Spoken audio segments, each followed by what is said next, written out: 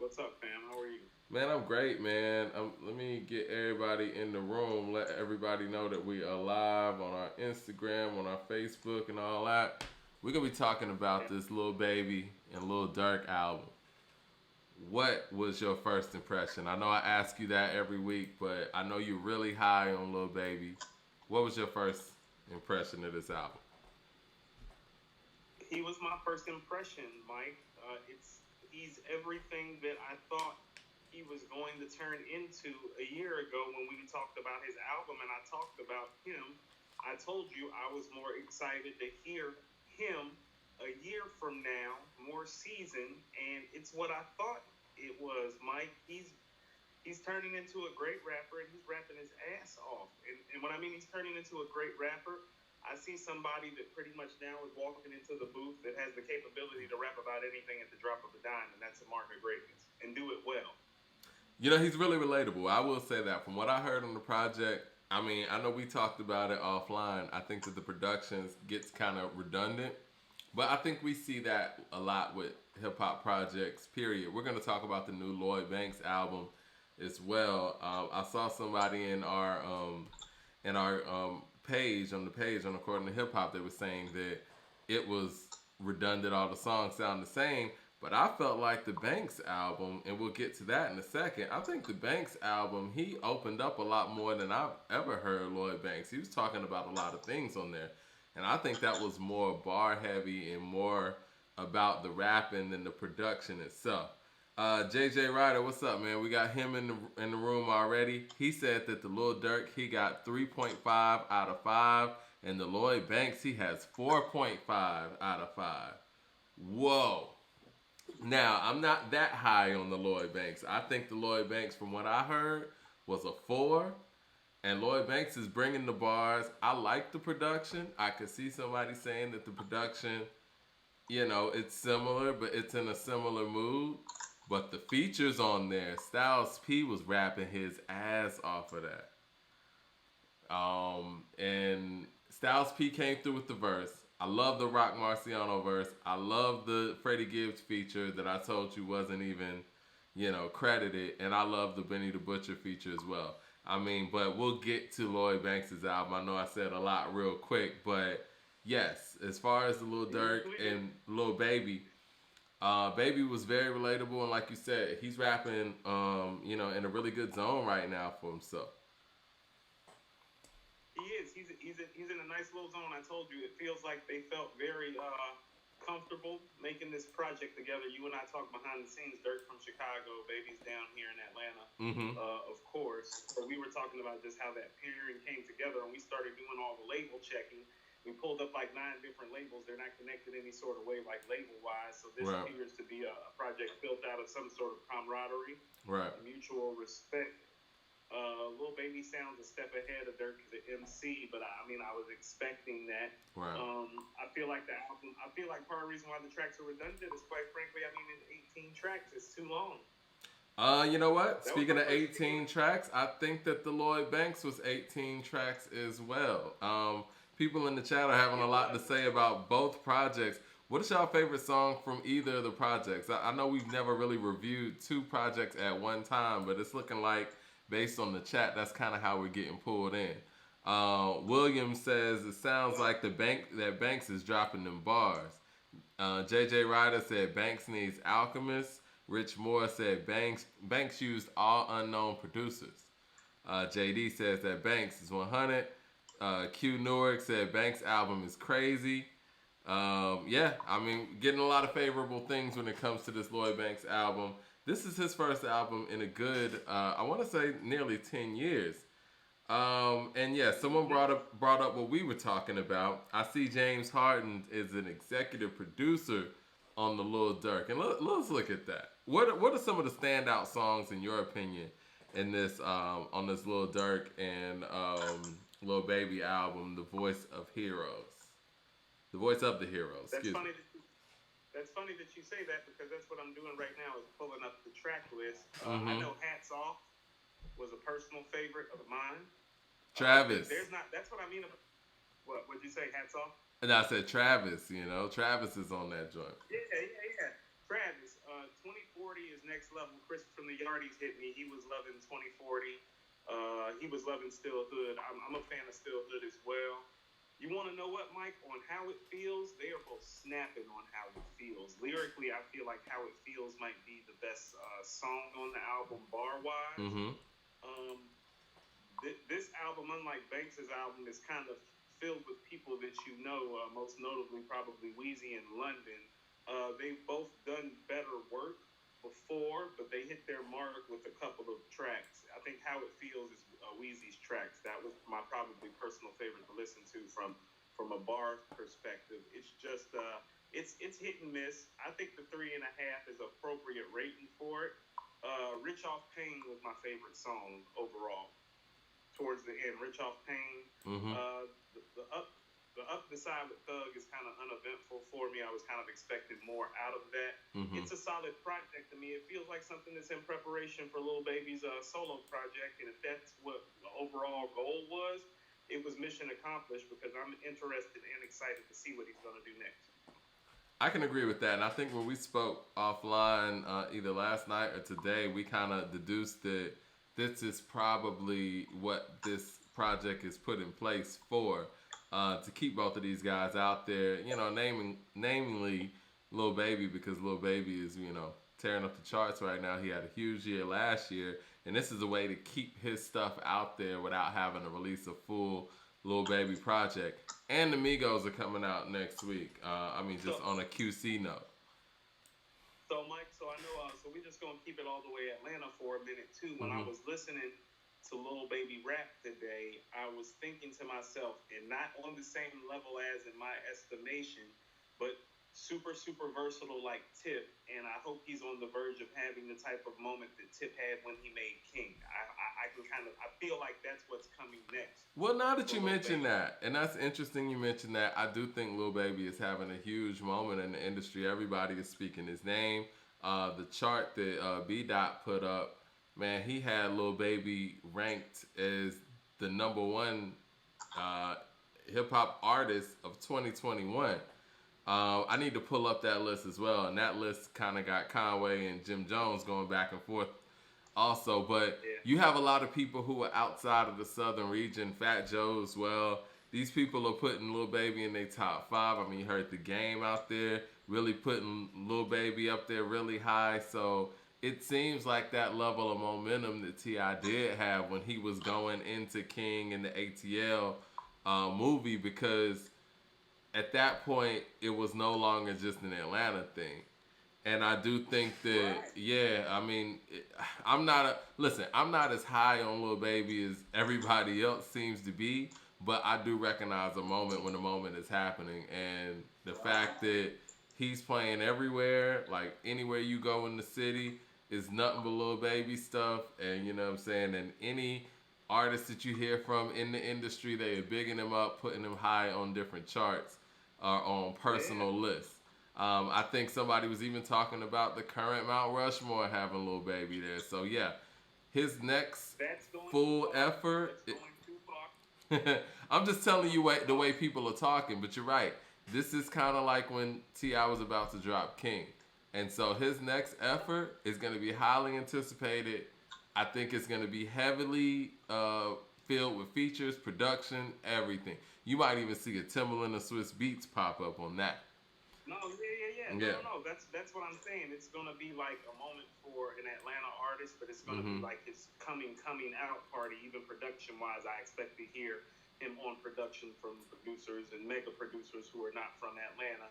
His rep has grown like that. I didn't realize how big he was till today, Mike. So we kind of gonna segue real quick into something else we're gonna talk about. Right. You know, I reached out to my man AJ about coming on today to speak about Wu-Tang Forever because of what we was talking about behind the scenes. Him just being from Baltimore, being an East Coast cat, being an OG, somebody that I've looked up to like personally and professionally and like on a hip hop level. And it was funny because when we were talking, he was talking about us, and he was like, I appreciate y'all. Y'all be keeping me up to speed on some of the young cats. I don't want to be one of these old dudes that's not trying to listen to the younger generation. We got into a whole conversation about Lil Baby. He loves Lil Baby. I'm like, he done, you know, when you reach my mans and them, you know what I mean? It's like older than me. You touching some of Rakim's generation. You know No, what I'm that's saying? real. And so his, yeah, that's real. So Lil Baby Spear has reached that far. And true to form, man, we got to get my guy AJ on here, Mike, because he had a great story about something that happened to him the day Wu-Tang Forever came out. And I knew he had a story, and that's why I wanted him on. But we're going to work that out at a later date. But his Yeah. spear is that large. Like, even the OGs that I look up to, yeah, they fucking with him. Well, you know So, what? Wu Tang Forever just celebrated 24 years. Yes, it came out in '97.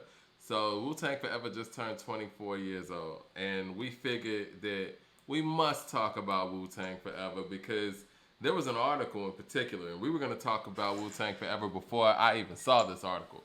It was Rock the Bells. They did an article talking about Inspector Deck's verse on Triumph is the greatest hip hop verse of all time, no debate.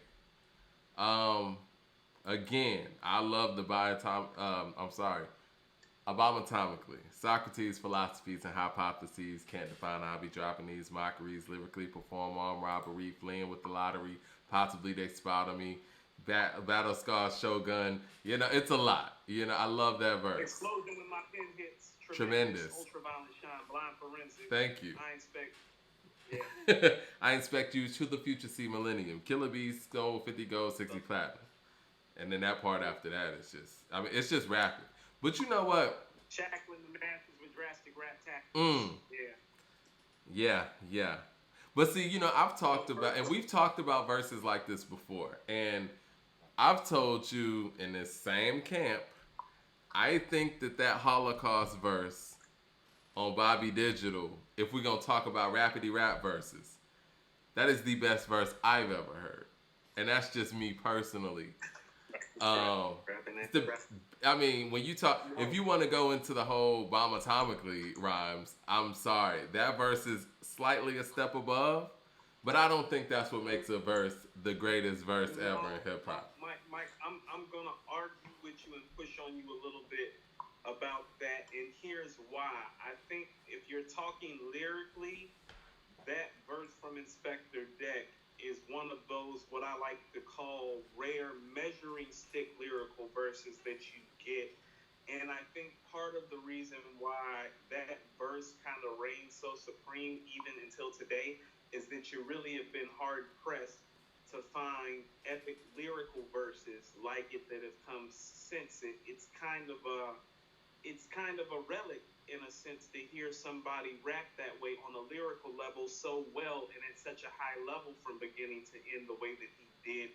So it's kind of a monument verse wise in that sense. I do think that it's one of the 10 greatest verses ever though, Mike, because lyrics and lyricism are a part of hip hop. And if we're just talking in terms of lyrical capacity, I find it to be as impressive as a verse that you'll find. Mike, if we're talking lyrically speaking, I would have to probably go to Rakim on Follow the Leader, the actual track, or on the actual album, Microphone Fiend, that second verse on Lyrics of Fury. It's a verse of that caliber lyrically. Right. And here's the thing about it. It's on a single. I was going to go a step further than that. Yes, it's on a single, and it is the first verse when you got 9 of those guys behind it. It's a classic single and a classic hip hop song, and he's the lead off, and it is like Mike. I mean, when I think of like how lyrical that verse is, it's like I think a pun on Dream Shatterer. I think of Rakim on Lyrics of Fury. So it's that kind of verse, and so he delivered that verse at their biggest moment. He stole the show. I think it's a top 10 verse. I don't think it's the best verse ever and not debatable. This is what I would say. I'm sorry, I don't mean to interrupt. I know we got a slight delay, but this is how to piggyback off of what you were saying. It's a single, the first single of one of the biggest groups ever, follow-up sophomore album, double disc. You got 8 strong lyricists following you on this same song. Method Man is right after you. There's a lot of, there's a big degree of difficulty here, and I will give it that outside of the fact that it's that strong. And to keep it real, you're not even one of the more popular members at this moment either, starting this off. You know, and this is No, coming Mike. after Only Built for Cuban Links. I think this is kind of like his answer to the Guillotine verse, really. And he stepped it up Mike, even further. Mike, this was his coming out party. Mm-hmm. Unless you were a hardcore member of the group, you probably didn't know him that well and wasn't a fan. So to hear him start off that song and for him to out rap Method Man on the song, who was a huge star at the time, like not Yeah. a big star, a huge star at the time. No, that's what I'm saying. It's like, no, that was an epic moment. Everybody knew who Deck was after that. There were chicks at my high school who I know didn't know shit about rap that were rapping that verse, Mike. JJ Ryder says Wu Tang Forever is a top 10 greatest rap album ever, no debate. We're going to go to this track list on Wu Tang Forever, though. I don't think it's Hold on, top no, 10. we're gonna back all the way up. What's It's your not favorite better song than on there, JJ Ryder? I want to know. Go ahead. Say what you were going to say. No. Hold on. It's not better than Enter the Wu Tang, and Enter the Wu Tang is an all-time album that would fall somewhere in the back end of the top 10, probably. This is the Wu thing. Tang Forever doesn't register. Wu Tang Forever is not part of a top 10 greatest rap albums ever conversation. This is the thing. And I know we've broken this down before. We've talked about this before. It's similar to that whole Ready to Die, Life After Death debate. Even though I do think Life After Death is better than Wu Tang Forever. But it's one of those things where it's like the first effort is so gritty, so raw, and the second one is so polished. It's like you could tell that individually they're better. And if you look at it from a technical standpoint, they're better. The album Wu Tang Forever is more lyrical than 36 Chambers. More lyrical. Those songs on 36 Chambers, Mike. Like I told you, Mike, it's one of the few rap albums where almost every song on the album is a hip hop classic. It's one of the rare albums that way. That's what I mean. Like that's a top 10 ish or conversation type of rap album. They don't make albums like that no more. They didn't make an album like that anymore as a group. Mike, Chess Boxing, classic. Wu-Tang Clan ain't nothing to fuck with, classic. Protect Your Neck, classic. Cream, the classic of all classics. Mike, can it all be so simple? Classic. Clan in the Front, classic. Shame on the Nigga, classic. Method Man, classic. There's classic records all over that album. No, you're right. You know, it's the records, but the MCing, I would say on Wu Tang Forever is a step above. You could tell the Meth is better on Reunited. Mike, I was about to say, you can hear on the first 3 tracks on Wu Tang Forever that they are all superior MCs from when you first heard them on the first album. Because it goes, Reunited, For Heaven's Sake, and Cash Still Rules. They was bananas on those tracks. And then it goes from Cash Still Rules to Visions. Like, Mike, when you hear Meth Ray and Ghost on Cash Still Rules, you're like, what? When you're hearing that for the first time. Because it feel like they had even stepped their rap game up from like the Purple Tape lyrically a little Well, bit. you know what? Scary Hours is my favorite song on there. What's up there? I remember sticking fiends at the 162 when we were starving. Ducking 5-0, paying them dudes. Man, come on, man. Come on. And no, what I love is like that transition from Heaven's Sake to Scary Hours. It was like, that shit is crazy. That's great executive production. Speaking of executive production, I'm about to go to the track list of Wu-Tang Forever. I know I've been going a little bit back and forth for people that are watching the show, but I'm looking at this double disc here, right? And I'm thinking that, you know, and I hate to do this to double disc, and I understand why it was a double disc. If this was one solid disc, this would have been so incredible. Let me know your favorite song on Wu-Tang Forever, and everybody in the chat let me know as well. I see Mark says Bells of War. Go ahead. Bells of War is one of my 5 favorite tracks. You keeping Bells of War? Let's do it like this. We're gonna keep 15 songs. Hold on, Mike. Are we doing that? Let's do this. No, let's keep 16 songs. From the moment this album came out, I always said if it would have been just one album, it would have been one of the best rap albums you ever heard, because it would have been hard to deny the supreme lyricism and production involved. I thought Bells of War was arguably the best beat on Wu-Tang Forever. Mm. Bells of War is a sick beat. Bells of War has a kind of shadow boxing kind of vibe to it, where the beat is sneaky though. It's not as evident as it is on shadow boxing, but I love Bells of War. But Mike, everybody who know me know what my favorite track on Wu-Tang Forever is, Mike. What's that? Up in the MGM. Oh yeah, I knew. Yeah, I knew you were gonna go there. Flashing they gems. Peace, alright. Okay, so I'm ducking down right now because I got my pen and pad out. I want people in the chat to let us know we keeping 16 songs. Let me put these songs on the screen. We're keeping 16 songs on Wu-Tang Forever. What is staying? So Mike, I already know we keeping the first 3 tracks off this one. We keeping Reunited for Heaven's Sake and Cash the Rules. Okay. Keeping the Older Gods. Okay. Older Gods is going on there. Okay. Triumph is going on there. Impossible's going on there. I love Bells of War, MGM, and Dog Shit. Okay, hold on. Let me get back, and I got people in the chat saying Heaters. Heaters is one of my favorites on there too. I elect Heaters in there too. What do you think about Better Tomorrow? Because we got people saying Better Tomorrow as well. Can we hold off before we do that? What track? How many? All right, this is where I'm at right now. I got Reunited. I got Heaven's Sake. I got Cash Still Rules. The Older Gods. We got. Well, I put Heaters. No, Heaters deserves to be on there. Heaters is a great I got Heaters. We're at number 6. Oh no, you said Triumph and you said Impossible, right? Yeah, Impossible. Arguably the second. A lot of people think Ghost's verse on Impossible is better than Deck's verse on Triumph. I'm not mad at that. Okay, and I know we're keeping MGM, right?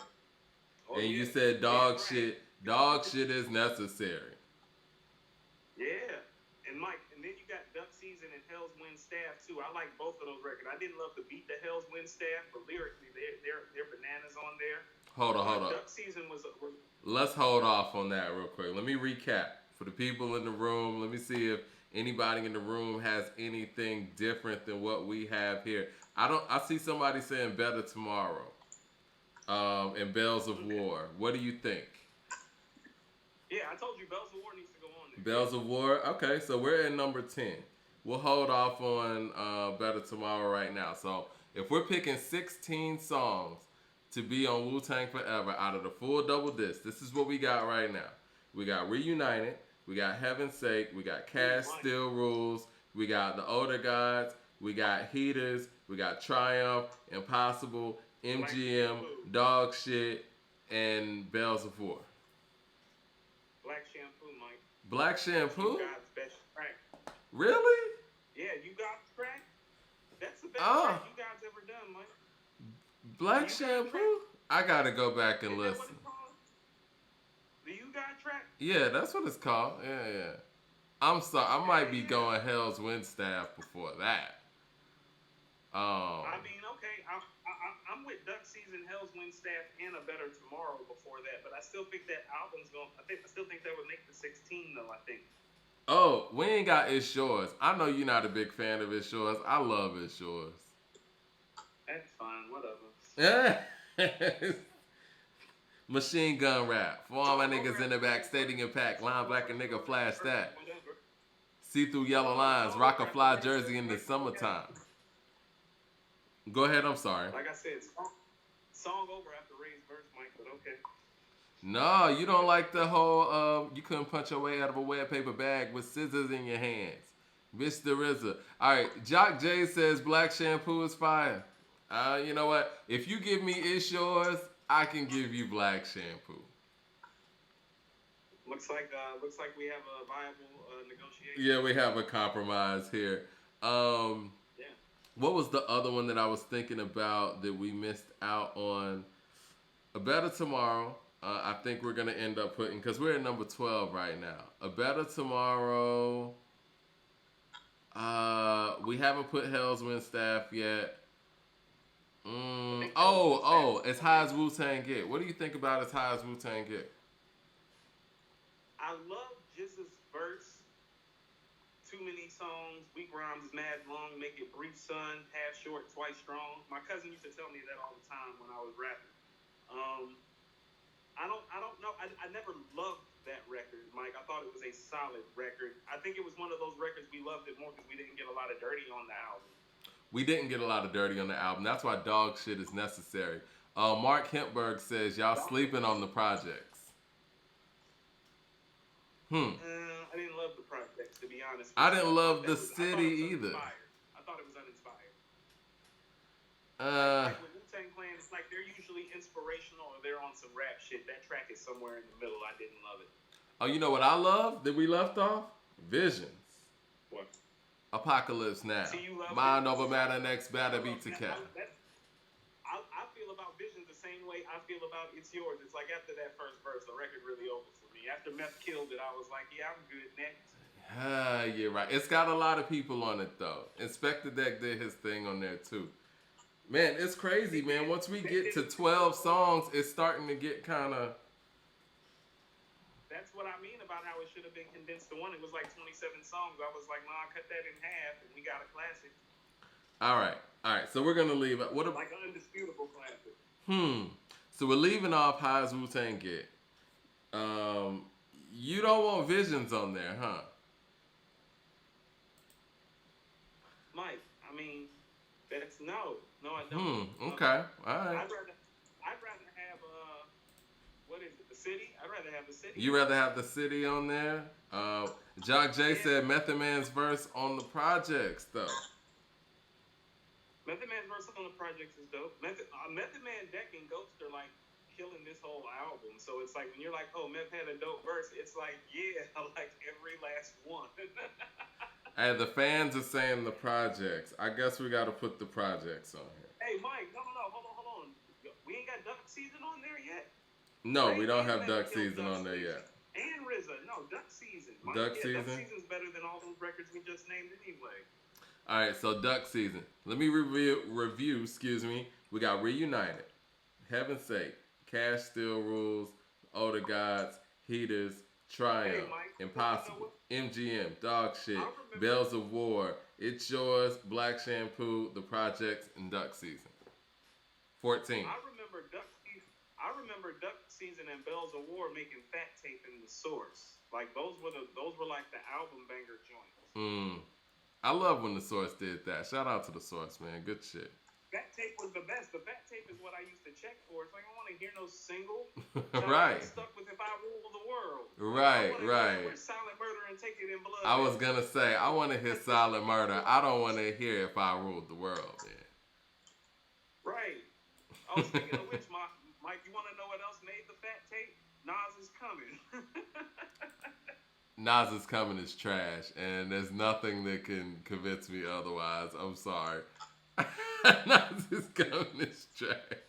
All right, so we'll give it a 7 out of 10, and we'll just agree to disagree. What about Severe Punishment? No, I wasn't a big fan of that either. High as Wu-Tang. Records. That's what I'm saying, Mike. Those records don't have no feeling. They're lyrically great. They don't feel anything. I'm gonna keep it real, and I don't take you deep into the chamber on some of them joints. I picked 16 because this too is 16 songs, but you know, if it were me, this album would have 14 songs. And I'm about to say you stop right here, half. Like I said when I was in high school, I said cut this shit in half when I was in high school. People was like, no. I'm like, okay. JJ Ryder said, Nas Is Coming. It's not trash. Stop that.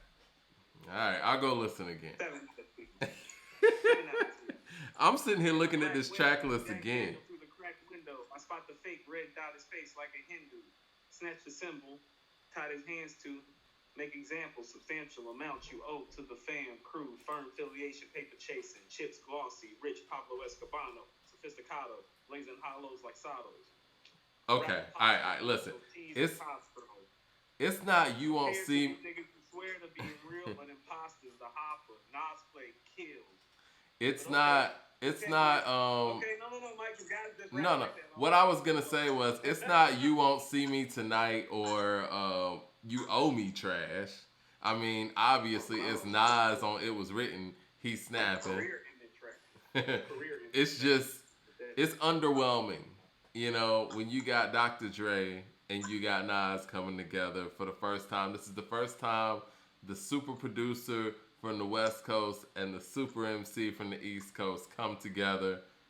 Really, nobody from the East Coast and West Coast was really collaborating anyway. But it was underwhelming. At least they made phone tap a year later. All right. They did. They did. Another person has something to say about Nas is Coming. Keep seeing a lot of hate for Nas is Coming. That was one of my favorite joints on there. You know what? Maybe it's just me, man. Maybe it's just me. I'm more of a Silent Murder fan. I told you my boy Hook be on the same thing with the Nas is Coming. He said that was trash in high school, just like you did now. There's just some of y'all out there. Y'all want to hear him rap like Silent Murder every single time. I get it.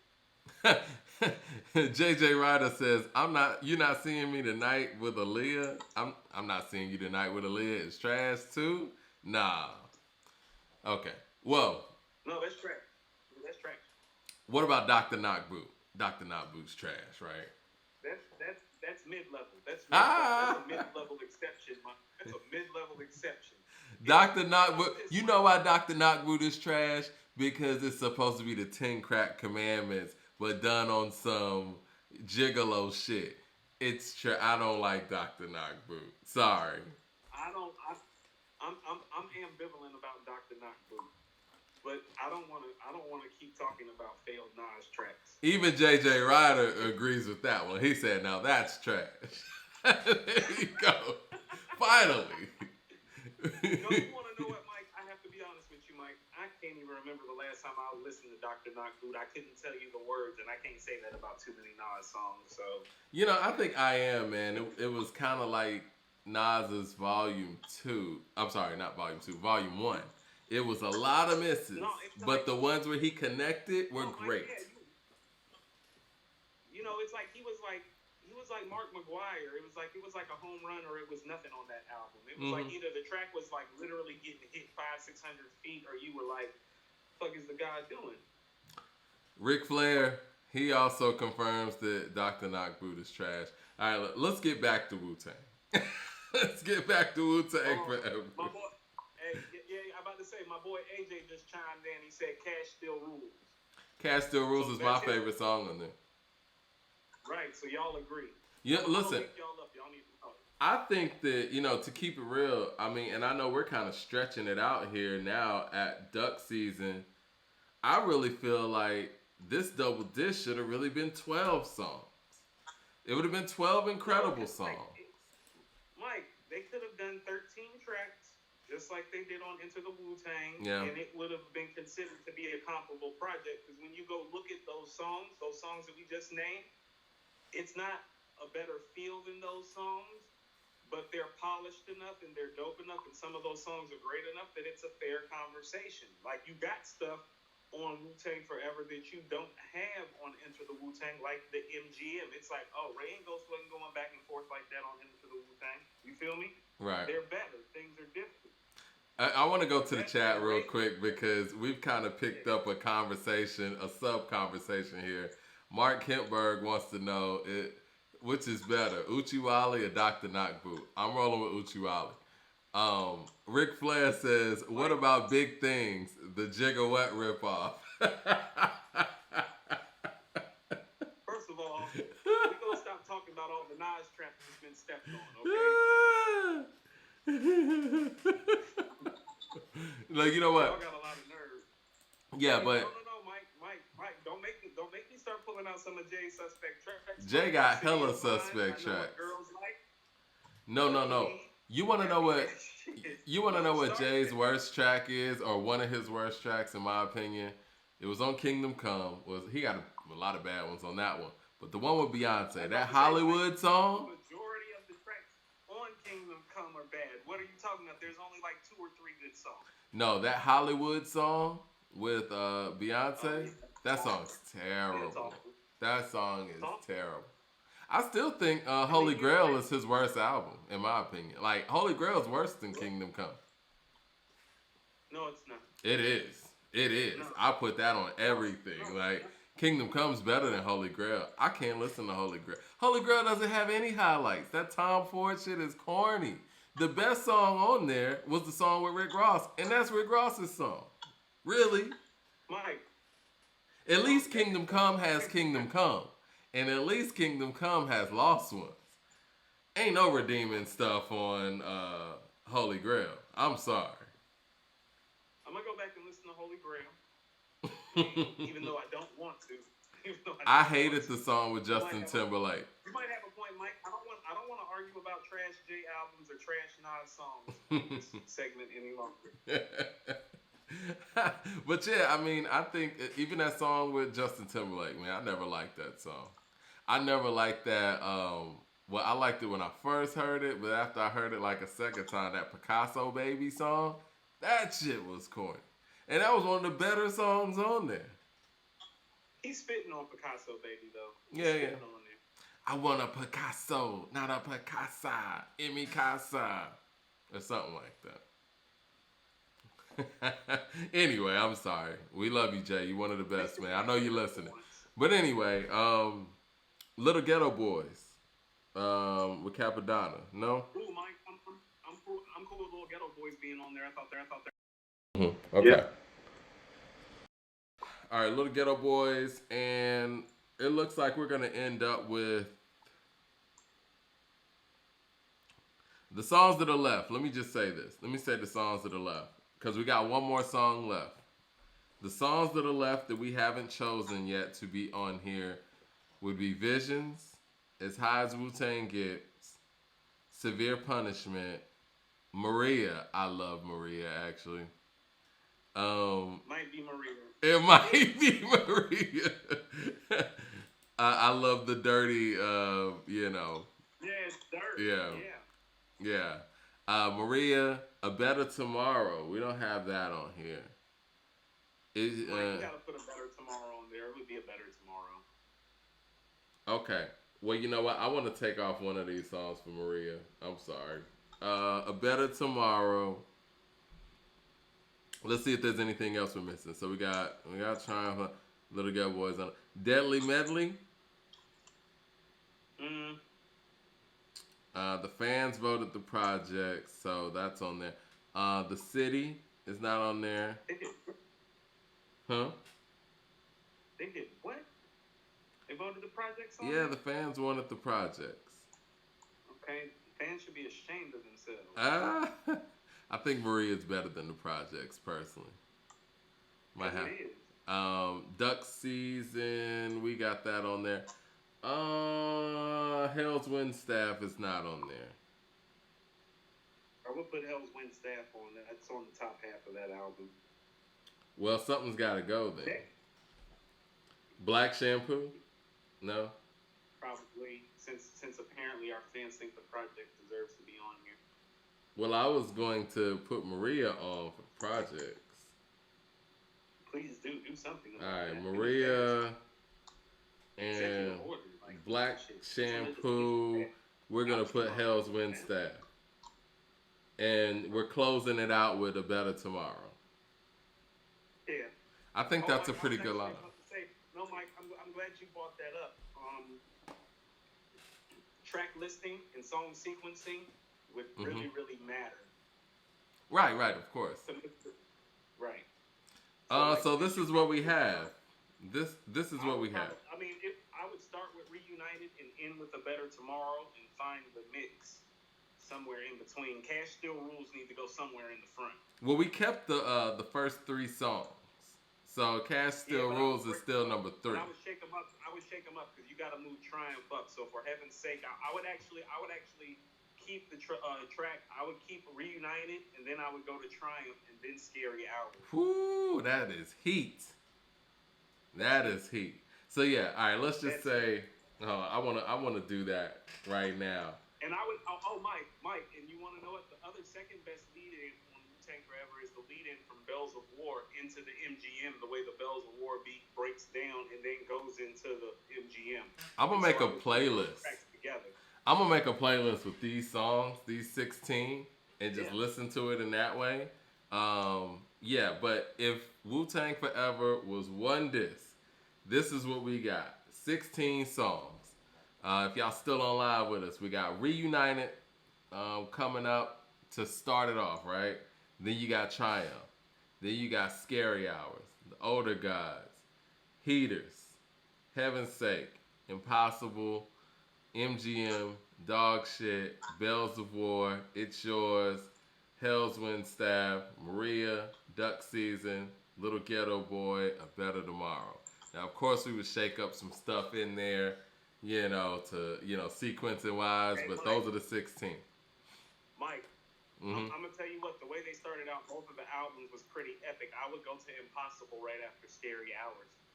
You would go to Impossible after Scary Hours. Okay. Yep, I would go Reunited, Triumph, Scary Hours, Impossible. I One, will two, push three, four. Heaters back too. Hey, what's up, I Isha? would push Shout out to Heaters Isha in the back. room. Yeah, I would push Heaters maybe to maybe like number 13, number 12 or so.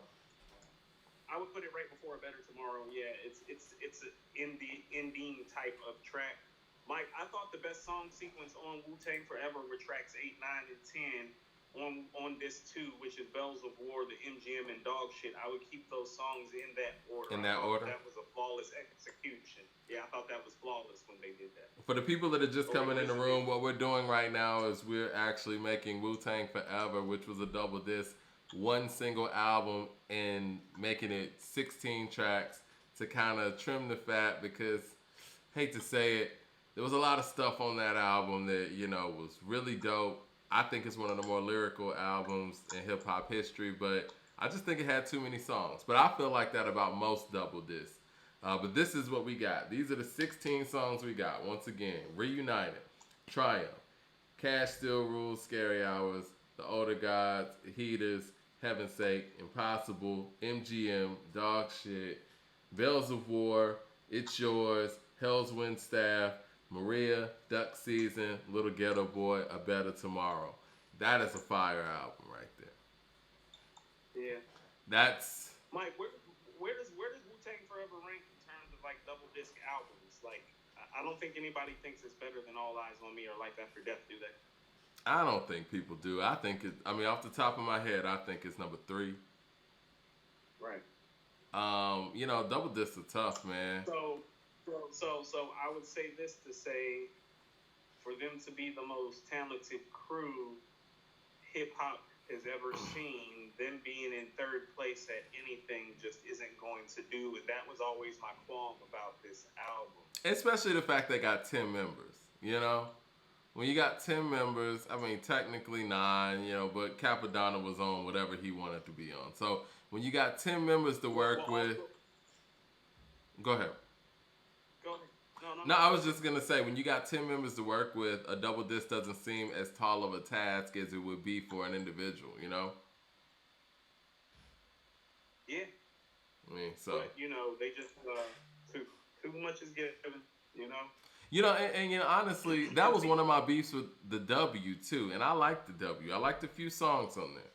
But I felt like with that many members... I thought the W was a really dope album. I didn't think it was classic. I didn't think it was like a 4.5, but I thought it was a 4. Chamber music is crazy. Hollow Bones is crazy. Hollow Bones, Mike. Hollow Bones, Careful, Click, Click. I Can't Go to Sleep. Let My Niggas Live. Yeah. They had some stuff on there. The joint off. With Redman, Red Bull. Yeah. No, they had some bangers on there, Mike. There was some stuff on there. When I go back and listen to it, I even like the song with Snoop and Old Dirty. MC Conditioner? Mm-hmm. Yeah, I like MC Conditioner. I do remember Let My Niggas Live being underwhelming. I remember Let My Niggas Live being underwhelming to me at the time. I need to go back and listen to it. But again, I have unreal expectations of Nas. I thought, Mike, when it first came out, I thought Hollow Bones and Let My Niggas Live were the 2 best songs on there. Like Ray Deck and Nas caught wreck on Let My Niggas Live. That was pretty, yeah. I seen Dope Fiends with Elephant Hands. Yeah. Red Bull was fire. Mark says Red Bull was my shit. Yeah. I like the combination of Redman. I like the combination of Redman, Method Man, and Inspector. I think it's a combination that actually makes a lot of sense. It's a rapidy rap combination. Well, you want to know what? You find like Deck is their plug and play person. Deck's the one guy that sounds good with anybody. Like you can put him with Meth and Ray, he gonna sound good. Nas coming in, no, he sound good. Redman coming in, no, he's cool. Like yeah, How did Deck's you nice. like the jump off? It was underwhelming just because of how I feel about the original single. Like I mean, if you know your history, I mean they were Yeah. selling that single out of their trunk. That was really what got them on, and I just love the feel of Protect Your Neck. I don't think people understand when Protect Your Neck came out, you had never heard anything remotely close to anything like that before. Like Into the Wu-Tang, like I told you, this is one of the 2 or 3 most innovative rap albums ever. I don't think it's one of the 2 or 3 greatest rap albums ever, but as far as innovative, oh, it's as innovative as it gets. And when you hear Protect Your Neck and you realize these dudes are about to keep on rapping, you're like, how many are there? And they can all rap. It's like, yeah, and they just kept coming, and Yeah. Jizza just, I mean, that was Jizza's verse. Yeah, that was the coming out party. One of the best verses. It was a coming out party for him. That was one of the best verses in 1993, Mike. Like Jizza's verse on Protect Your Neck. Mark Himberg says, "What?" When he looking for a suit and tie rap that's cleaner than a bar soap, and I'm the dirtiest thing in sight. Matter of fact, bring out the girls and let's have a mud fight. Then the kung fu shit came back in. Like you were like, woo. Well, I didn't expect the jump off to be that. I mean, they were superstars Mike, at this point. Like, this is what I mean about that album. Mm-hmm. Like, Protect Your Neck is a cultural reference too, Mike. Like you say that to white people, they know what you're talking about. And you be like, best protect your neck. Well, Wu-Tang. Like dudes will look back at you and be like, Wu-Tang forever. Mark Himberg says, says, wasn't Gravel Pit on that joint? Yes, it was. And Gravel Pit was not good. Now, that's another one. I keep trying to tell you, Gravel Pit's a dope record. Oh, you like Gravel Pit. In the verses. I've already told Mike, you want to talk about getting wrecked? Oh, Mike, that's meth. That's meth right there. Holocaust from the land of the lost. Behold the pale horse. Of course. You know what that sounds like? Gotta be the best thing since Clark and Stark Wallabies. But you know what? That's why I'm really surprised, because that sounds just like that record from Meth that you hate, Judgment Day. What? It does. No. 10, let the countdown begin. 9, I was born in a mine. 8, to the head of a snake. It's the same approach. No, and Mike, it's like a similar tempo Mike, and everything. No, Mike, I've always told you, I don't mind Judgment Day, the song. I mind the album.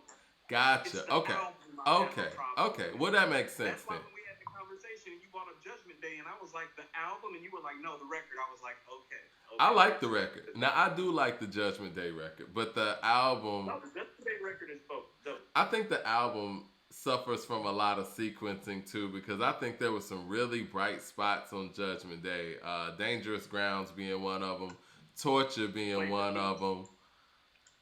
Play for Keith. Yeah, it had some moments. Party Crasher. Sweet Love. Party Crasher. Yeah. Party Crasher was my pick. Yeah. It's a few other ones on there. It's just too long. And again, I think that Method Man made one of the biggest mistakes that I guess you'll never understand that you're making while it's happening. But him taking a break from 94 to 98 was a killer. Too much happened in between that time. Method Man needed an album in 1996. He was just too removed from, the whole game had changed at that point. And I think that's what, to kind of bring this full circle, that's what Kendrick Lamar is doing right now.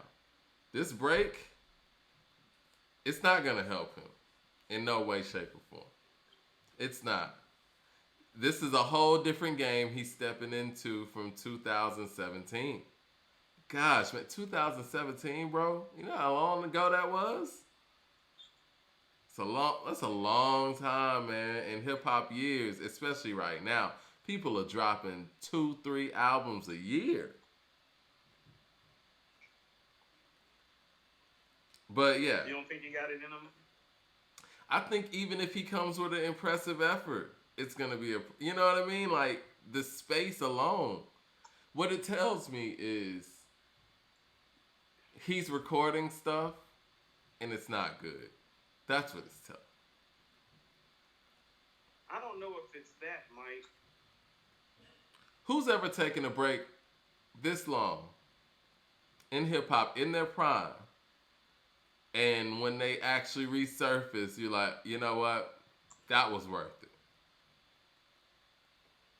Ooh, worth it? Never. Just saying. Rakim did though. His group broke up. It's a little different, but yeah. There wasn't no group. Okay. But see, I would Rakim argue was though. gone for 5 years.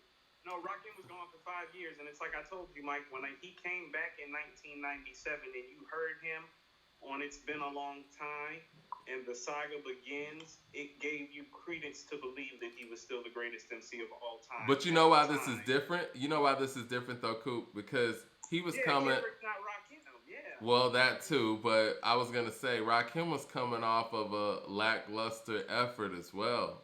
It wasn't something that was high praise. Yeah, it wasn't like he was coming off of one of his most renowned pieces. So let's contextualize the history of it properly. It's not that album isn't dope. It's that he dropped 3 classics before it. Of course.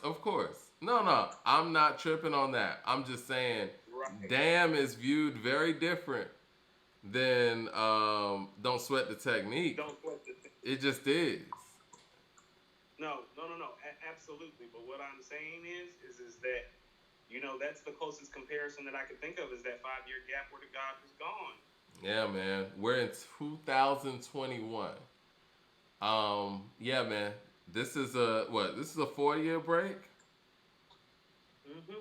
I mean, all of his contemporaries have dropped albums since that time period as well.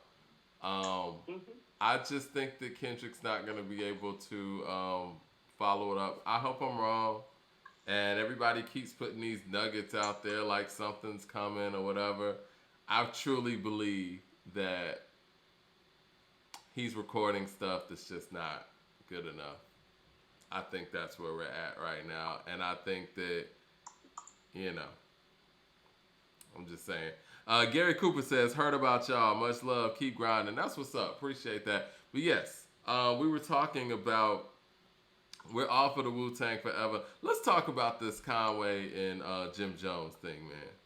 I was about to say, where are we going? We going Conway, Jim Jones? We talking about Lloyd Banks a little bit more? I think we've kind of, I don't know how much of the Lloyd Banks that you had an opportunity to listen to, because I know I kind of alerted you, pretty late on that. So let's talk about this Conway, Jim Jones thing. Unless you got something to say about the Lloyd Banks. I want to say a few things right quick.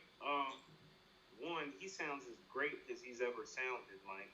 Right. Now, if we want to talk about breaks, he sounds good after a break, yes. Because well, I'm going to tell you what. I was never a big fan of him by himself because I didn't find him to be entertaining consistently throughout the course of songs in terms of holding his own weight, verse to hook to verse to out.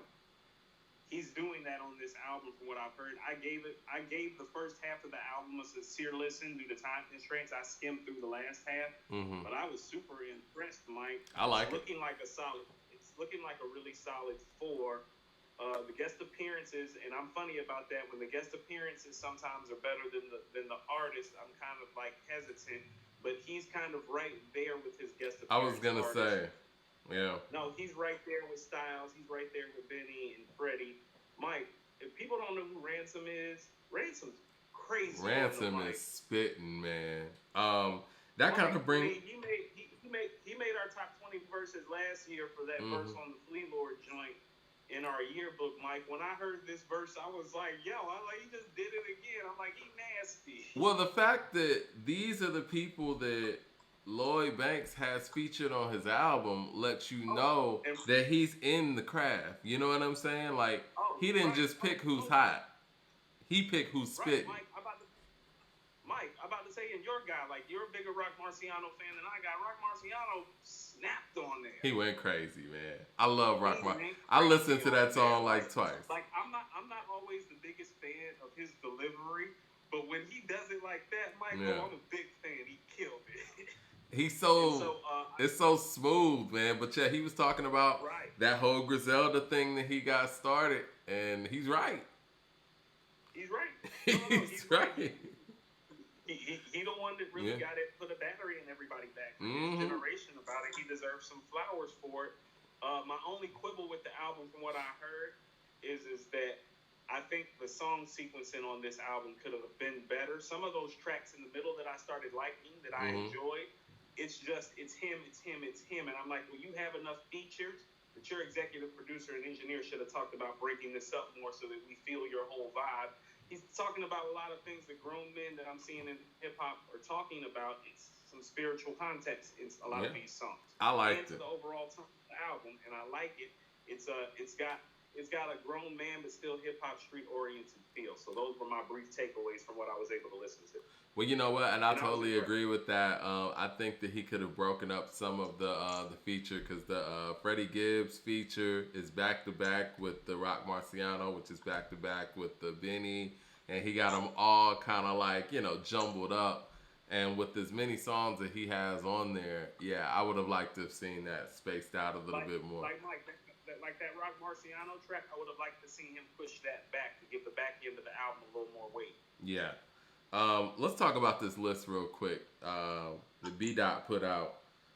B Dot put this out, man, and it got people talking. And I don't have it on the screen, so just follow me. He has the top 10 best rappers of 2021 so far. I'm already confused. So number 1, he has Lil Baby. I ain't heard no damn music, Mike. I ain't heard no. That's what I'm saying. That's why I said I'm confused already. Are we going off of verses? Okay. Right. Are we going off of verses songs? Because when you say drop projects. I mean, Mike. Here's how we validated. I thought the list. Looking at it, I was like, what the hell Nas doing on here? This nigga got 3 verses this year. Right. All right. So this is what we got. We got Lil Baby. Hey, Mike, you hear me? No. Go ahead. We good? Okay, cool. I know I went out for a second. We got Lil Baby number 1. We got J. Cole number 2. We got Lil Wayne number 3. We got Conway number 4. Benny the Butcher number 5. Drake number 6. Freddie Gibbs number 7. Nas number 8. Jay-Z number 9. And Jim Jones at number 10. And he said that this list is based on skill, performance, and presence. Subject to change. Performance. I guess on 1 or 2 songs. I don't know. See, that's what I mean. So let's go ahead and just go to Nas at number 8. It's like Nas got 3 verses this year. I think all the verses are great. That ain't enough to get you on the top 10. Nothing. Next. Yeah, I mean, you know, this seems like. Of those verses is from 20. And Mike, and one of those verses is from 2012. This is the thing, man. This seems like a mainstream thing. You know what I'm saying? Like, okay, let's give a way to document what mainstream artists are doing right now. Because you know what? That album I put you on to, Pray for Haiti. Pray for Haiti? Crazy. I like it. Banana. The man put out, what's his name? How do you say his name? Is it Mach Homie? Mach Homie? I think it's Mach Homie. Yeah. So, you know, when you're putting out... And Mike, and he's been around since Conway made Reject 2. Yeah. He's been down with the team. Yeah. But with that being said, you got people that are putting out full efforts here, and you got folks saying that performance, skill, blah, blah, blah, someone is ranking in the top 10 from 1 verse. How many verses Jay got Mike, this year? Let's keep it a buck. So we're going to keep it a buck, and we're just going to take Jay and Nas off this list because they don't deserve to be there, right? And, you know, honestly, right. Jay's verse is hella suspect. I mean, really. So all you got to do is just say a word, and you're in a top 10 so far.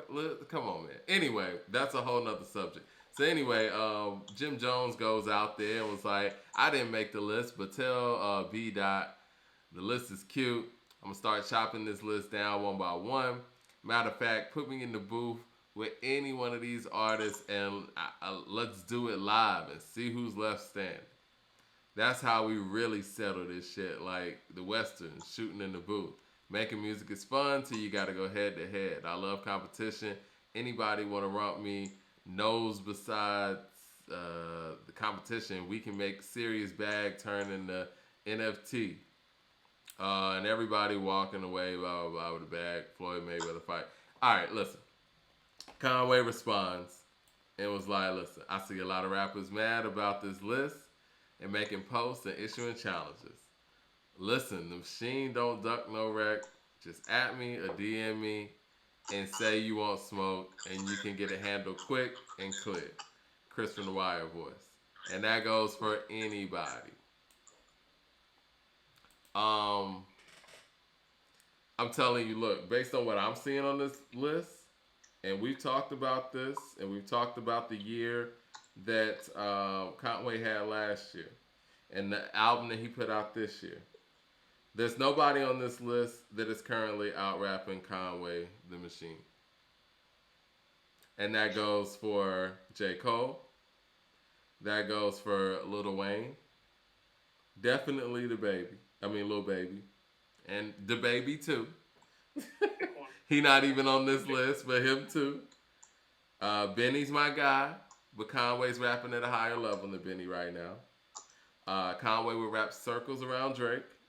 Conway would rap circles around Jim Jones. Let's keep it a buck. Conway's rapping better than Freddie right now, even though I think Freddie is at the highest level of his career right now. He would be the closest. If there was anybody on here, I'm saying Benny and Freddie. You know what I'm saying? And let's keep it real, man. I love Jay and Nas, two of the all-time greats. We both put them on our Mount Rushmore. They need to exit stage left. They shouldn't even be on this list. They have not put in any work this year to even be on any list. Put out an EP or album, and y'all jumping on, these old DMX songs from 2012, and we're supposed to qualify this for 2021. Love you guys, you're great, Mike, but yeah. Mike, let's go to Benny and Conway right quick, who have dropped full-length projects this year. Do you know how disrespectful it is to put Nas and Jay on the list with them? Yeah. Working right now? You're not even working. You're not even working, man. They're working on their stock portfolio. I was gonna say, like these guys is out here on the court in the playoffs, hitting shots. These guys are out here commentating on TNT. You know what I'm saying? Mike, they in the press box sipping Blue Clico. Right, and you got them on a spitters list. These dudes hooping. Yo, man, B-Dot, man, I got love for you, bro. But you got to explain that one, man. Talking about based on skill, performance, and presence. You don't got to explain that, Mike. You don't got to explain that. You just need to stop that. Skill, performance, and presence. Skill's the only thing they have. They don't have any performance or presence. I mean, what are we doing, man? I mean, damn. 21 Savage even got records out, but yeah, whatever. Saying all that to say, Mike, you want to know what? I'm glad that you brought that up. You know what? I thought about the Lil Durk and Lil Baby album. They don't have no running or Glock in my lap on here, though. I'm telling you, man, like, people laugh at me. Ain't nobody fucking with 21 in his generation. I'm sorry. 21 is a much better rapper than Lil Baby. Sorry. No, he's not. No, he's not. He is. No, he's not. No, he's not. In my opinion. I like his music more. I like it. Mike, put the post up. I would love to put that post up. I would love to put that post up. Lil Baby be snapping, Mike. You remember Lil Baby on Water on Schoolboy Q shit? Be on the West on that gang with that blue shit. They just talk like they tough, they don't do shit. Hey, man, 21 got bars, man. Man, you're not fucking with Lil Baby. No, what's that verse on that Gucci Mane joint? Hold on. You want to know what he got that I want to hear? And I said this, Mike. I want to hear Metro Boomin do Lil Baby's album. It won't be with the 21 shit. Like you said, it won't be running. It won't be Glock in my lap. It won't be, man. 21 is special. He is, man. No, running is epic, Mike. Running is epic. What'd he say? Playing with the rock like I'm Jigga Man. You're like, playing with the rock like I'm Jigga Man. Yo, man. Yeah, but But anyway, let's get to this Jim Back to Jones it. thing. So if Jim Jones were to go in the booth with Conway the Machine right now, 2021, hopefully it's happening right now. There's nothing that I think that Jim Jones would be able to do um, to overshadow Conway. And I say that respectfully. Mike. I hope we get a good song out of it, but don't poke the bear, man. Conway, listen, Mike. Kendrick doesn't want to with Conway right now. I mean, Mike, I don't think people understand, and I'm gonna say this again. Oh, he's not having a regular run. He's having a Nas or Biggie kind of run with the rhymes. I think the only guy that could say what Jim Jones just said right now would be Pusha T. That's it. I He's think not on that's this the list. best. Like you know immediately what I thought. I was like, the only guy that wants some smoke is not on the list right now because he ain't did no work lately. Yeah. Yeah, I think that's the only. Smoke, Mike. Oh, speaking of which, man, Mike, and I know we want to cover this before we get out of here. Mike, Pusha T is the only guy that I would even consider putting money on above Conway right now, and even still, I'd have money in both of my hands like this, like. Well, you know what's funny, and we talk about this offline.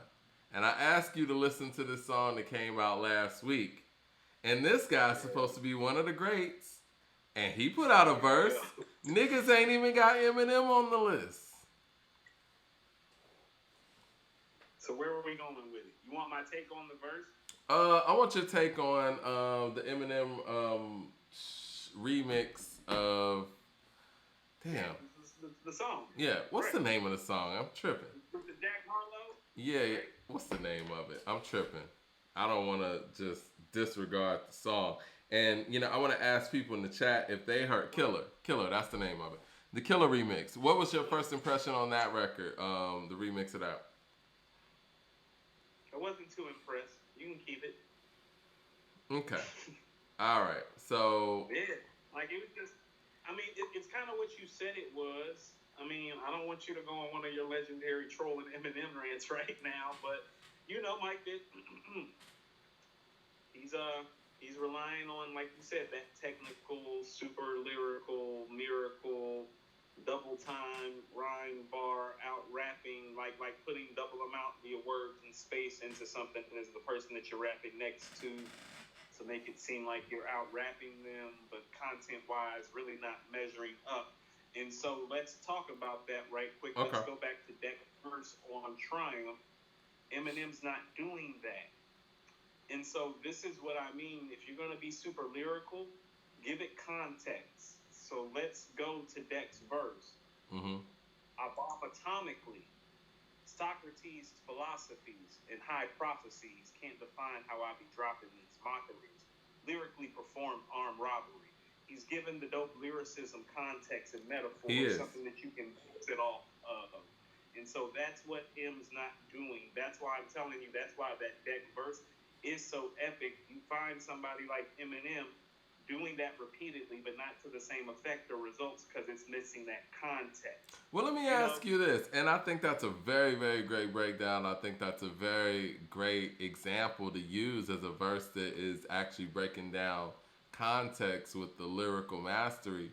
Has Eminem ever had to really do that? I think that a lot of the times he puts a lot of words together and gets a lot of credit for being super lyrically skilled, when he kind of just does a big gumbo of words that sound good together. He doesn't really do what you just said with the whole abomatomically Socrates' philosophies and hypotheses can't define how I'll be dropping these mockery. Like, he would do that pattern, but as far as like how the stuff comes together and threads together, he doesn't. And Wayne doesn't do that either. He gets a lot of credit for being very lyrical and doesn't do that either.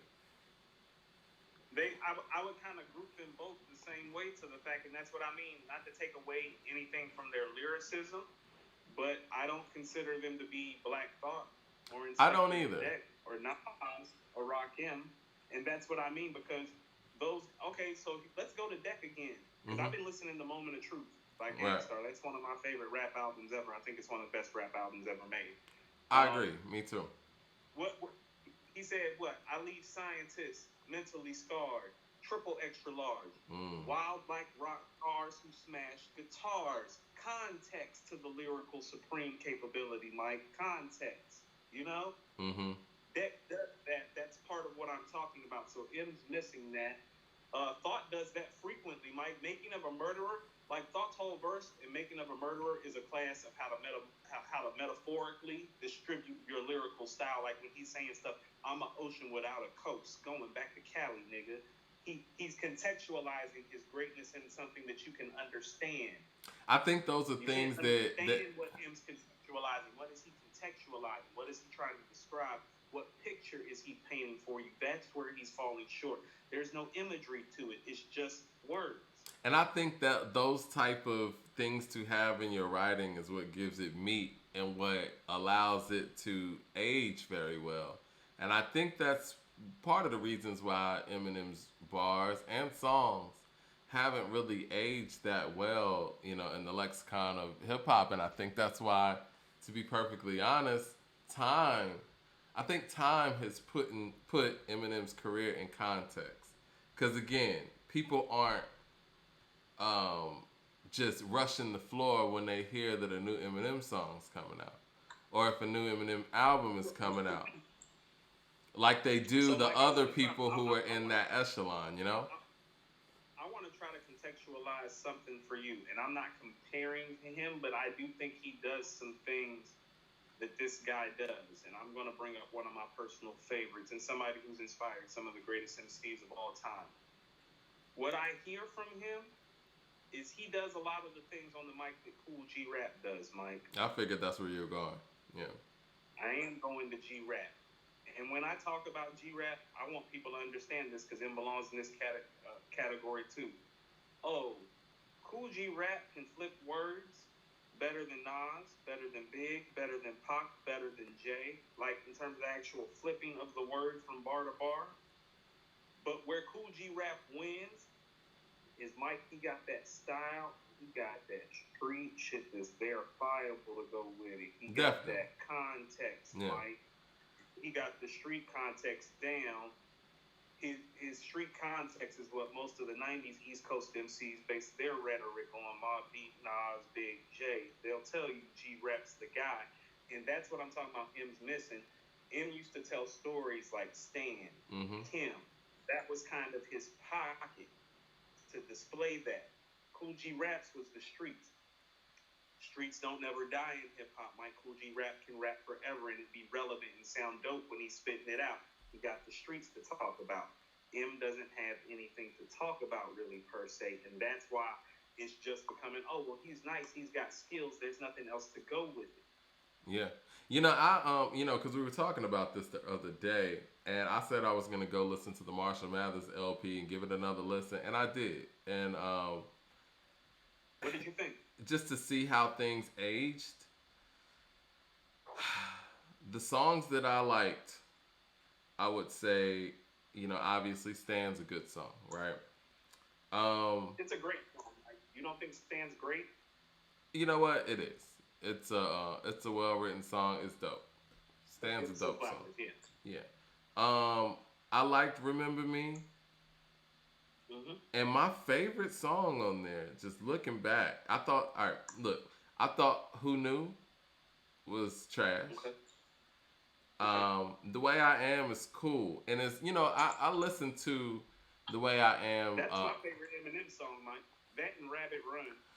And the last verse that he said the last verse, he said a lot of things that I always say about his record sales, and this was while it was happening, and he was being put on play, in rotation at rock and roll stations. That doesn't happen to rappers. And when I say that about the fact that he was able to skip Rap City and all that stuff and get straight to TRL, and how much of that was a factor, he has solidified those things that people want to deny. Hold on, Mike. This is what I have to tell you again. When you say that he skipped Rap City, but he only skipped Rap City because he got other verifiable cosigns. Rap Olympics, unsigned hype in the source, and then the cosign of all cosigns, Dr. Dre. So let's not act like he didn't put any work. He didn't jump through all the hoops that your typical great MCs had to jump through at the time. Him being white definitely had something to do with that. But Dr. Dre's cosign alleviated a lot of that too. It shot him literally straight to the top. I agree. I think you're misinterpreting what I'm saying. Like he didn't work. Obviously, he worked. He put his work in. Dr. Dre has had a lot of artists. Curtis being one of them, right? 50 Cent. Mike, I ain't see 50 on Rap City. He so was. Get Rich or Die Trying. He was. You know. Right. He was there. But I think. Got moved to the front of the line too, Mike. Dre done got people pushed to the well, no. 50 still had Wanksta out, and he wasn't moving to the front of the line at that point. He moved to the front of the line once he had a bunch of records that were out there. I mean, I remember seeing I Just Don't Give a Fuck on TRL. When do they play records like that? But anyway, I think that, in The Way I Am, he spoke about the fact that he was basically jumping the line. And the expectations were overwhelming to him because he didn't expect to have, be put in these places because no one else had been put in those places. Maybe you could say the Beastie Boys, but the Beastie Boys kind of earned it because of sonically, they were a mix anyway. Okay, so Mike, so let's go back again and kind of contextualize what I'm saying about his inability to contextualize. Oh, when he was doing that in 1998, 1999, what I'm trying to tell you is that you had heard nobody flip words like that up until then, except for Cool G Rap. So even inherently listening to it, you're like, no, the white boy dope, because the only other person that I can know to rap at that pace and flip words like that is G Rap. And everybody everybody know what time it is that G-Rap is part of this culture. And so he had that kind of weight early on as a lyricist and MC, as somebody that could do things that only very few of the greats could do. And so what I'm saying is that 20-something odd years later, that's probably waned some because he hasn't provided enough content to give it the weight over a course of time. In my opinion, I think that his main appeal was the fact that, again, he didn't give a fuck. And he had characters. Like, I remember one of the things that really stood out to me, he got a lot of respect from me as a listener when I heard him on that Sway and Tech song, The Anthem, and how he jumped on that record and really just stood out with that Slim Shady-esque character, but he was spitting. And I think that character and that approach has an age on it. You know what I'm saying? Like, you can only do that so long. No, but some of it stays. Like Mike, Any Man is still great off the sound bombing. Oh yeah, but I'm just saying, like when Eminem gets into when he gets into his 30s, he can't make those records. Like the growth on that is No, and that's what's happened to him. That's what I'm saying. Cool G Rap can always go back and make those street records. Everybody know what time it is with G Rap. Eminem can't go back, I guess, to the source of his best stuff. Right. Because he's already treaded that water, and it's the type of water that's hard to retread in hip hop. I think he created a lane where he was always controversial, and he was always basically the anti-pop star, but was a pop star. And I think that when you get to a certain age, it's like, okay, we've heard that. Like Pink, I think Pink went through that too. Like, her career is not the same either. So let's go to the shock value that he provided. I'm gonna go to Biggie and Nas right quick. Those were two guys that were considered to be supremely skilled, but it was the shock value of some of the things that they were saying when you first heard them that made people gravitate. The line that made Nas famous was what, Mike? Went to hell for snuffing Jesus. I went to hell for snuffing Jesus. You had never heard nobody talk on no rap record like that before. So all Eminem really did when he came along, he was looking at Nas and Big and how they shock value people with the bars. And so he took from them in that respect. People forget that. Yeah. People forget some of the things that Nas used to say lyrically and some of the things Big used to say just shock value-wise. You ain't heard guys talk like that before. They grew out of it, though. Not even Rakim was saying stuff like my ramen is a vitamin held without a capsule. You were like, what is that? And so Eminem brought some of that to the game. He just tried to put his stamp on it. It's just not the type of thing that's going to hold hip hop's embedded in the streets. Yeah. The Real Slim Shady. I didn't like that record. I liked Remember Me. I'm Back. I thought that record was corny too. Listening to it again. Marshall Mathers, and it's funny. I remember when I bought the album way back in the day. That was actually my favorite song on the album back then. But now, it's one of my favorites. But it's a good song. And you I prefer didn't like. the Eminem show anyway. You think the Eminem show is a better album anyway? Oh, definitely. Drug Ballad. Didn't like Drug Ballad. I thought that was corny. I didn't love that record. I didn't love that record. Amityville, because I think Drug Ballad was made to be something that it clearly didn't become. I think that was supposed to be his level of a club banger, and it never was. Execution. Yeah. Right. Amityville, my favorite song on there. Amityville's dope. It's one of my favorites. It's probably my second or third. I think He after killed I it. Am and Stan, Amityville. Yeah, I mean, Stan's a better record, you know what I mean? But I personally like Amityville. But he sounds the most comfortable there. Like, those are the three best records on there to me, Mike. Yeah. Stan, The Way I Am, and Amityville. Those records stand out to me. Those are the classic songs on that album to me. I can agree with you on that. I think though, and I would say Marshall Mathers is probably right around there. Bitch Please, again, I can't get like Bitch Please. I can't get over the. It's not that I don't like it. It's the. It was entertaining. It was entertaining. I usually don't like the happy shit, but when he came, oh no, Big Slim Dog. I was like, okay, like that's dope. No. It's not that I don't like the record. It was a decent, execution of another record, but I think that other record was just so impactful that I'd much rather hear the other one. You know what I'm saying? It's kind of like The Watcher. I don't want to hear Jay-Z's The Watcher. I don't. You want to know what it is? Also with the first Bitch Please, that was one of those records that brought Snoop back. No, listen, Bitch Please brought all of them back. That brought Snoop back? No, it brought Dre back. Let's just keep it a buck. That record brought Dre. No, Dre was on some been there, done that shit before that. No, that record brought Dre back. At least Snoop was out here rocking with No Limit. That record brought the West Coast back. Period. It had Exhibit on it. It had Dre, Nate Dogg. They used Snoop's Top Dog album on No Limit and took that song. That song created the path for 2001. So that's why I just can't get that out of my brain. Like, because I remember hearing that when it came out. I was like, oh shit, Dre and Snoop back together?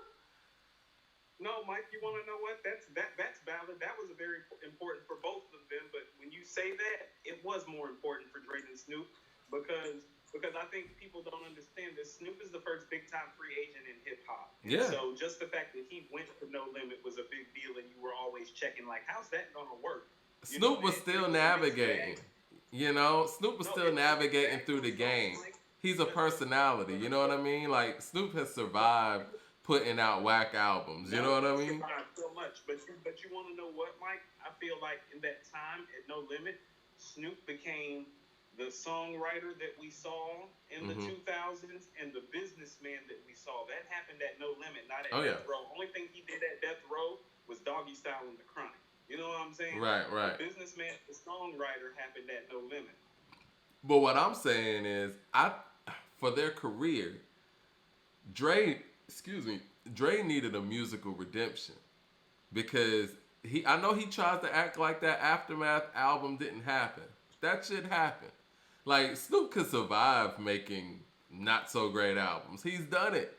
But Dre needed, because everything Dre was talking about, you knock every Dr. Dre post on your wall off because I put away the sawed off. Like, everything he was talking about was coming back, proving people wrong. Snoop never had to do that. Yeah, he did, Mike. He dropped the Dogfather. Yes, he did. But, after the Dogfather, he went to No Limit and dropped a forgettable album. The Game Is to Be Sold. Like, he didn't ever really follow up that. Like, it doesn't matter. For Snoop, he's more of a personality. Dre needed a great album. Top Dog was a dope album. I mean, y'all gonna stop acting like The Firm didn't go platinum and Phone Tap's not a classic song, but okay. underwhelming, man. Permaplax, Based on the personnel, I don't think it's not a. Permaplax sitting on the wall. Is the firm a top 100 hip hop album? Let's just keep it above. It's not. No, probably not. And when you got Dr. Dre and Nas and AZ and Foxy at her height, you expect to have something around that. You need to make a top 50 rap album. You want to know Yeah. what, Mike? Forget that I said all that. Scratch that from the record. Dre needed that shit bad. He needed it.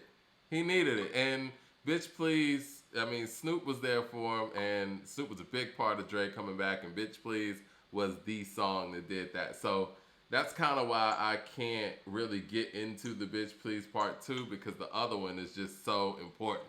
You know what I'm saying? And it's better. And it's better. Kim, I just can't get into that record. It's better. It's much better. Kim, I can't get into that record. Under the Influence with D12, it's okay. And Criminal's a good song, you know. Criminal dope. Yeah, Criminal's so one of the better records on there. so it's just too much skippage with me to, you know, for me to consider it a classic. I guess that the moment was classic and all that, but I don't know, man. I just don't think that record aged well, especially when you put it up against his peers in some of their seminal efforts. You know, I like to put up the Blueprint because it came out in a similar time period. If I was to just rattle off, you know, The Ruler's Back, Takeover, Izzo, Girls, Girls, Girls, Heart of the City, you know, Never Change, even though it does have its Jigga That Nigga Jigga moments, it still has the You Don't Know. Like, it's different. So for the people of the generation that think that album is a classic, I think what I would submit to you is I would probably put it at the bottom of all the classics for that era, if you want to call it a classic. I would like to ask them how often they find themselves revisiting that record and what songs.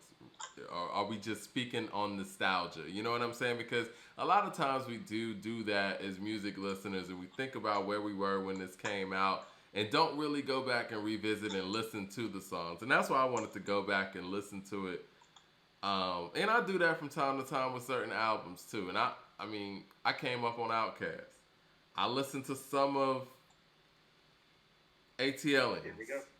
And say, you know, okay, dope album. I love the approach and everything, but some of the stuff doesn't sound as good to me as it did in '96. And that's just, you know, I'm just being honest. I mean, now when I listen to the Low End Theory, I would say that, you know, this sounds even better than what it sounded like when I, you know, initially listened to it. Go ahead. You never cease to amaze me. There's absolutely nothing wrong with ATL. You think ATLians is 5 mics? Huh? You think ATLians is a perfect 5 mic effort? I mean, I think it's a classic. I think it's definitely better than the 4 mics that it got rated when it came out. I knew that after first listen. That's an easy 4.5. Easy. You're gonna so. When So you think the Mike, Southern Playalistic is 5? Mike. Yeah. Okay. They got 2 5s and a 4.5. Okay. Yeah, they do. I'm not mad at that. And 2 4.5s. I'm not mad at that. When you say 4.5, what do you feel like ATLians is missing? To be honest with you, Mike, it's really not missing much. It's just not as good as the albums that it's scrunched between. And you know, and I think we're on the same page. The biggest problem with ATLians is the album that they made before and the album that they made after. I agree with you 100%. And you know what? That's where I'm coming from with it, because that album doesn't really show what they can do. You know, it really doesn't. And production-wise, I think it's the weakest produced. It's hard for me to say that because I think all their stuff is very well produced, and it sounds like I'm saying that it's not well produced. But if I were to rank the 4 Outkast albums that they did as a unit, I would say it would be the 4th when it comes to production. That's fair. Lyrically might be their second best, though. So it balances itself out. Yes, I agree with that. Yes. But song-wise, it might go 4th as well. Like, we talk about song making. So here's what I'm gonna submit to you about that album, and you're right about this. This is the album of theirs that's on some rap shit. Mm-hmm. And so the goal wasn't necessarily to make hit singles. The goal was to make some dope ass rap shit. And so what you're gonna find is that all of their sneaky classic songs are on AT Aliens. The other classic songs from the other three albums are so classic and so identifiable. It's harder to identify the classic stuff on AT Aliens, but it's a wildly consistent and beautifully put together project. Because here's what I say: there's really not a weak song on there now, is there, Mike? It is not. It is not. But see, the thing is, Elevators. Oh, that's funny. Michael Hubbard just got right in there and said, "Fellas, Elevators is one of the best songs ever." I agree. I think that Elevators is the best song on AT Aliens. I think that So, it. Mike, let's Go ahead. go ahead.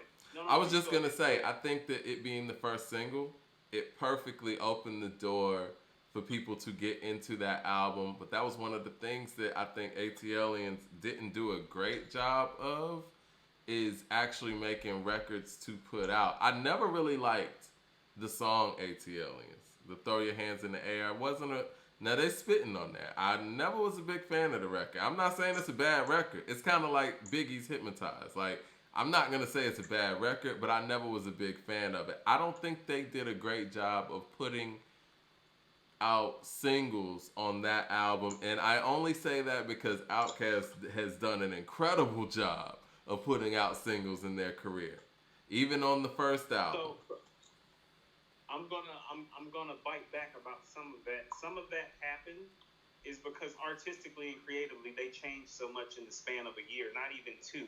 Like the Yeah. Outcast that you hear on Benzor Bima in 1995, you don't really hear them on AT Aliens. So they changed a lot in a year. One of my favorite songs from them too. I told you, Mike, Benzor Bima is a top 5 Outcast song, maybe top 3. It's top 3 for me. Michael Hubbard says Jazzy Bell.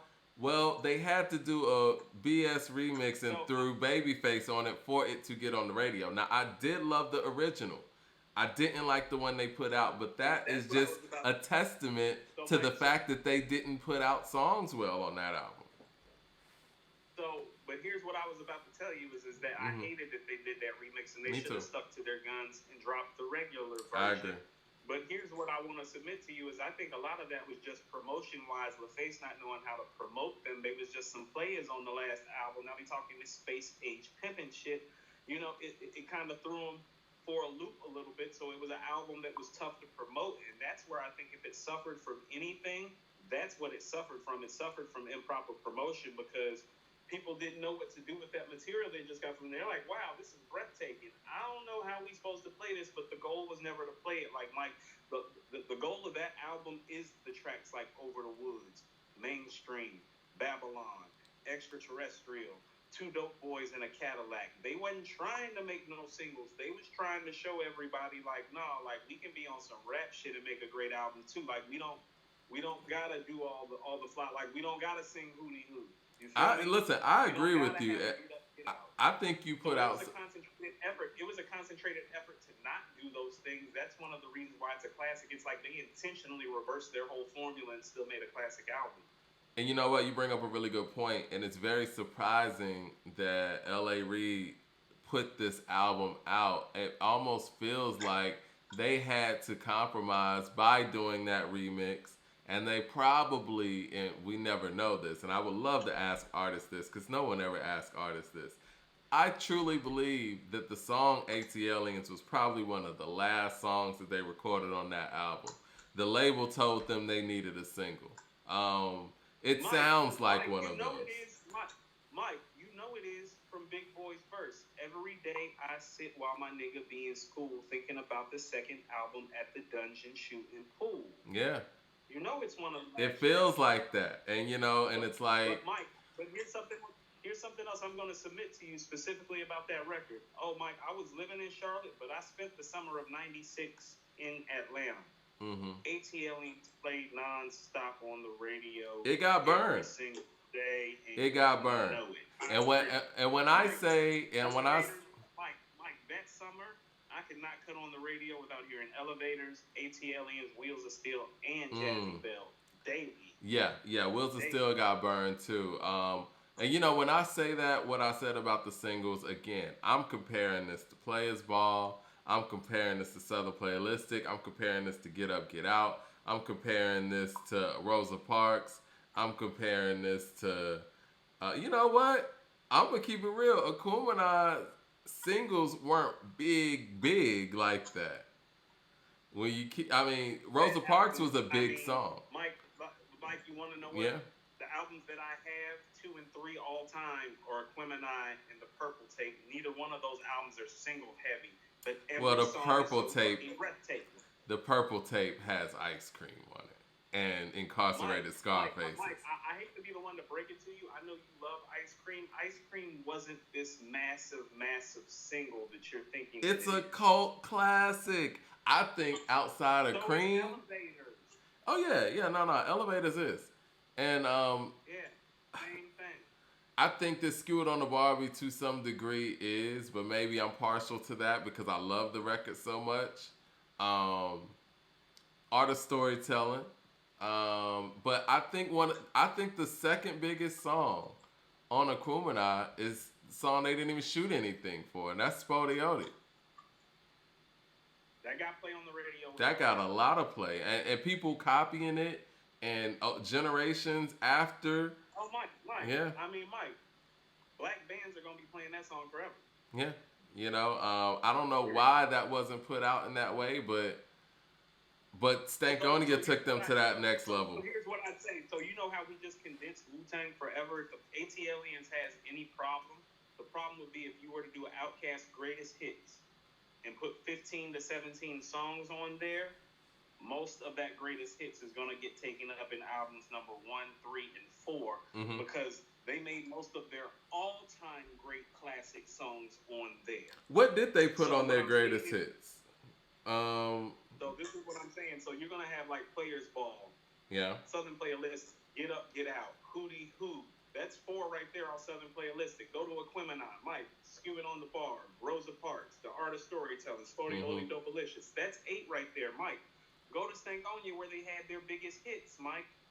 Bombs Over Baghdad, Miss Jackson, So Fresh, So Clean. We 11 into their greatest hits without touching AT-Aliens. That's the problem with AT-Aliens, Mike. We ain't bought a Benz or a Beamer yet either. Or Ain't No Thing off the first album. Right. That's the problem with AT-Aliens. The problem with AT-Aliens is that they hit some really high classic marks on some other stuff. Yeah. But that project is just great from beginning to end. Well, It's their rap album. I'm looking down because I'm looking at that greatest hits that they did put out, and I think AT-Aliens only has one song on there, and that song is Elevators. So this is what Outkast's greatest hits that came out in 2001, right after Stankonia. This is what it comprises of. Funkin' Around, incredible record. That record makes me sad. I'm gonna talk about that in a minute. Ain't No Thing, So Fresh, So Clean, Rosa Parks, The Whole World, Akumina, Bombs Over Baghdad, Southern Playalistic, Crumbling Herb, Miss Jackson, Players Ball, Elevators, Spodioti, Get Up, Get Out, and they closed out with Moving Cool. That's why I said what I said, you know. But they missed some stuff, Mike, and they missed some stuff. And they missed some stuff. Funkin' Around, you remember Funkin' Around, right? I do. You're more of a fan than I am. I think that that's where Outkast was going. I think that the live horns, the more of a Earth, Wind, and Fire type of feel, kind of like where Big Boy was going with the single he put out. I'm so sorry. It was Hey Y'all and The Way You Move. The Way You Move? I think that's where Cass was going. I think more on a funky, not funk in the sense of Stankonia, but more in a live bass funk. And Funkin' Around kind of let me know, or let the fans know, that they could really be spitting at the level that they were, have some really dope hooks on there, and make a really dope jam. And at the time, there was nobody doing that. This is everything. So, Mike, I'm going to tell you something about them and why I think they're the greatest group of all time. They're the only group that I know that off the top of my head, I could come up with their greatest hits like we just did, and then I could come up with another album of Mm-hmm. songs that are better than their greatest hits from their album material. And here's what I mean. Well, we Like said that when we stuff were like talking about them and Tribe. I think their B sides are right, better than their singles, where Tribe's best stuff is right. the singles. Yes. That's what I'm saying, Mike, because okay, so let me submit something to you. Would you rather hear Rosa Parks or Chunky Fire? I mean, come on. That's the thing To with keep it Cass. real It's with like, you, no, you know how I feel about Akumina. Rosa Parks is one of my least favorite songs on that album. And I remember Mike, some, it's I one of think, it's if we were rating the songs on that album, Mike, it would fall in the bottom three. I It's forgot a what classic rap publication song. did this. It was a publication that did like the. Classic rap song. A classic rap song. One of the worst songs on your album is a classic rap I single. was just about to say, I remember it was a top 50 hip hop songs. I forgot which publication did this. But Rosa Parks was like number 25 or 20 or something. And I was thinking, like, that's like one of my least favorite songs on the album. It's one of the weaker songs on the album. That's right? nuts. They're great. And it's a dope song. Don't get it twisted. Rosa Parks is a dope song. But I think my only problem with ATLians going back and listening is the fact that I know what the future held. You know, when it was happening, you know, I'm like, yo, this is great. But when you start thinking where they took it, it's like, damn, y'all niggas just made y'all old shit sound obsolete. No, but that's what I'm saying, Mike. They're like, but when you want to hear some rap shit from Cass, like Over the Woods, Millennium, you know what I'm saying? Two Dope Boys, Wheels of Steel, like it's on there. Like the rap shit is on there. Well, you know what I like about ATLians the most, and I'm gonna say this, and we're gonna get out of here. We got Migos next week. Migos is dropping. What I like about ATLians the most is I feel like they're the most together on that album. They feel like a duo on that album more than they do on any other effort. They sound separate a lot of the times, and I think that's the beauty of Outkast, making two worlds actually work in one. But on ATLians, they really felt like a duo. It was like a back and forth thing, and that's what I love the most about ATLians. I think they had an understanding. So I hear Over the Woods, and I'm like, oh, that's Big Boy's record.